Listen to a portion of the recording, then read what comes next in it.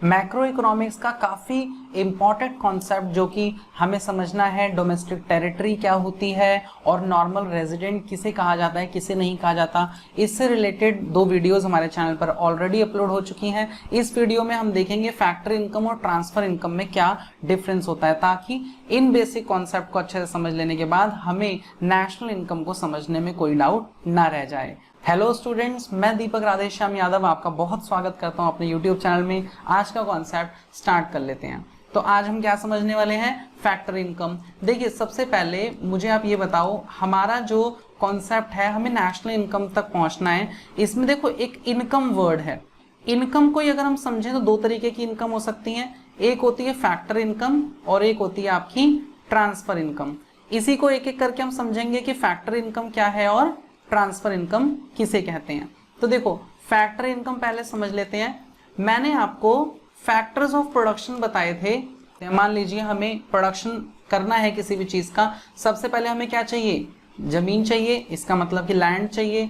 कुछ काम करने वाले लोग चाहिए, यानी कि लेबर चाहिए।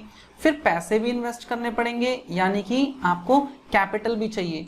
फिर आपको लास्ट में जो रिस्क लेगा, जो उस काम के लिए रिस्क लेगा, पैसे लगाएगा या अपना दिमाग लगाएगा, कौन सी चीज़ों का प्रोडक्शन करना है, कौन सा नहीं, what to produce, how to produce, for whom to produce, ये सारे डिसीजंस लेगा वो एंटरप्राइज। तो ये 4 आपके मेजरली फैक्टर ऑफ प्रोडक्शन हो जाते हैं। अगर इन 4 फैक्टर ऑफ प्रोडक्शन को लगाने के बाद कोई इनकम मिलती है हमें, उस इनकम को हम फैक्टर इनकम कहते हैं। देखिए, factor income refers to income received by factor of production for rendering factor services.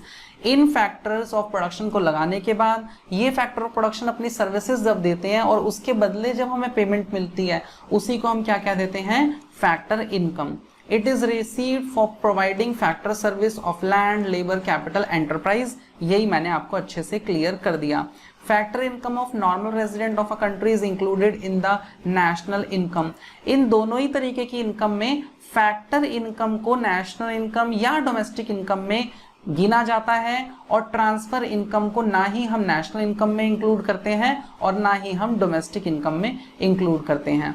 Last आपका एग्जाम्पल हो गया, अगर हमने लैंड लिया है अपने प्रोडक्शन में तो हमें उसको क्या देना पड़ेगा, रेंट देना पड़ेगा। लेबर को हमें क्या देने पड़ते हैं, वेजेस देने पड़ते हैं। अगर हमने पैसे कहीं से लिए हैं तो उस कैपिटल को हमें क्या देना पड़ता है, इंटरेस्ट देना पड़ता है। और जिसने ये रिस्क लिया है, जो ये सोच रहा है कि क्या प्रोडक्शन करना है, किसके लिए करना है, वो लास्ट में क्या लेता है, उसको प्रॉफिट मिलता है। तो यही सारे एग्जांपल्स हैं फैक्टर इनकम के। फैक्टर इनकम रेंट के तरीके से भी हो सकती है, वेजेस के लिए भी हो सकती है, इंटरेस्ट और प्रॉफिट, ये आपकी फैक्टर इनकम का पार्ट हो जाता है। दूसरी आती है आपकी ट्रांसफर इनकम।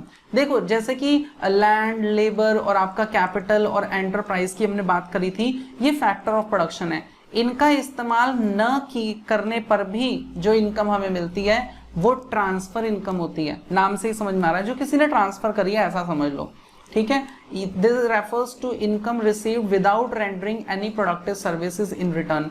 कोई भी प्रोडक्टिव सर्विसेज लगाए बिना ही कोई अगर हमें इनकम हो रही है तो उसे हम ट्रांसफर इनकम कहेंगे। ये यूनिलैटरल होती है, वन साइडेड होती है, इसकी दूसरी तरफ पेमेंट नहीं होती है, ठीक है। अब ये आ गया आपका, it is not included in national income. मैंने ये आपको बता ही दिया था कि जो ट्रांसफर इनकम है, आपकी जो ट्रांसफर इनकम है वो ना ही आपकी नेशनल इनकम में इंक्लूड होती और ना ही आपकी डोमेस्टिक इनकम में इंक्लूड होती। क्यों नहीं होती? As it does not reflect any production of goods and services. क्योंकि ट्रांसफर इनकम के अंदर किसी गुड्स एंड सर्विसेज का प्रोडक्शन हुआ ही नहीं है एक्चुअल में।